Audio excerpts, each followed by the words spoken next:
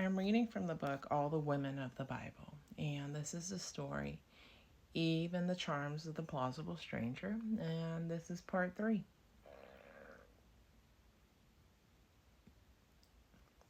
They had just finished when they heard the sound of the Lord God walking in the garden in the cool of the evening. The man and his wife looked at each other and, without saying a word, hid from him among the trees of the garden. The Lord God called to the man, "Where are you?" "I heard you coming through the garden," the man replied. "I got scared because I'm naked. I was hiding." "Who told you that you were naked?" the Lord God demanded. "You've been eating the fruit of the tree I forbade you to touch, haven't you?" "It was the woman you put here with me," he blustered. "She's the one who picked the fruit and gave me some, so I ate it," he finished lamely, pointing to his wife. The Lord God turned to the woman. "What got into you to make you do a thing like that?" he asked very quietly. The woman took a deep breath and tightened her lips. The flood of attraction, rationalization, and desire that had swept her, along with her husband, from the garden's safety and order to the fruit and its now unfolding disaster, had ebbed, leaving only the consequences and, in plain sight, their cause as she saw it. "The serpent," she said. "It was the serpent. He's the one who pushed me into it, so I ate the fruit." She nodded. That was right.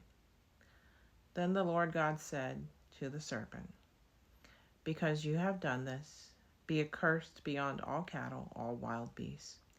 You shall crawl on your belly and eat dust every day of your life. I will make you enemies of each other, you and the woman, your offspring and her offspring. He will crush your head and you will strike at his heel." The woman nodded her satisfaction. Serve the serpent right for deceiving them so. She became aware that the Lord God was looking at her, but she saw in his steady gaze no anger, only sadness and love. She dropped her eyes in shame and heard him softly say, "I will multiply your pains in childbearing. You shall give birth to your children in pain. Your yearning shall be for your husband, yet he will lord it over you." And with these words, the woman felt her relationship with her husband changing, subtly and irrevocably. A weight settled on her spirit, and the garden seemed gray. Then the Lord God turned to the man. "Because you listened to the voice of your wife," he said, "and ate from the tree of which I had forbidden you to eat, accursed be the soil because of you. With suffering shall you get your food from it every day of your life. It shall yield you brambles and thistles, and you shall eat wild plants. With sweat on your brow shall you eat your bread, until you return to the soil as you were taken from it. For dust you are, and to dust you shall return." The words dropped into the darkening silence one by one, quiet as drops of rain, inexorable as the death they promised. In them, the man and the woman heard the end of the life they might have had, and began to taste the bitter rind of their coming reality. The man looked at his wife and called her Eve, because she would be the mother of everyone else who would ever live. His own name was Adam, because he had been made from the soil. Everything seemed to be over. Adam and Eve looked at each other without hope, but the Lord God was still with them, and they felt his warm presence.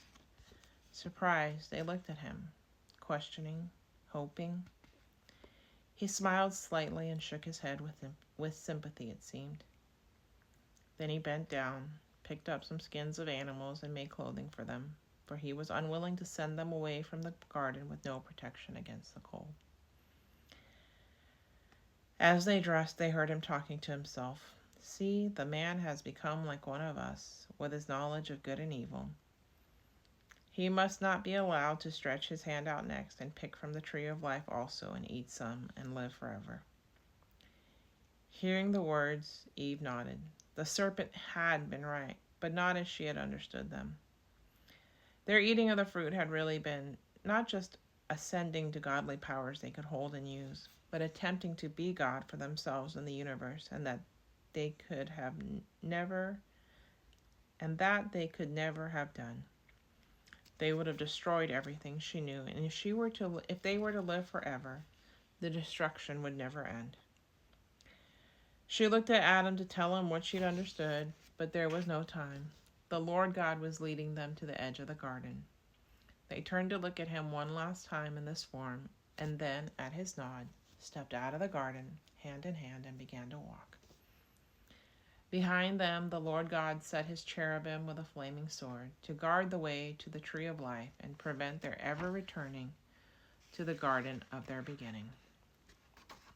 I hope you enjoyed this reading, and join me tomorrow as I read about Eve and the first fruits.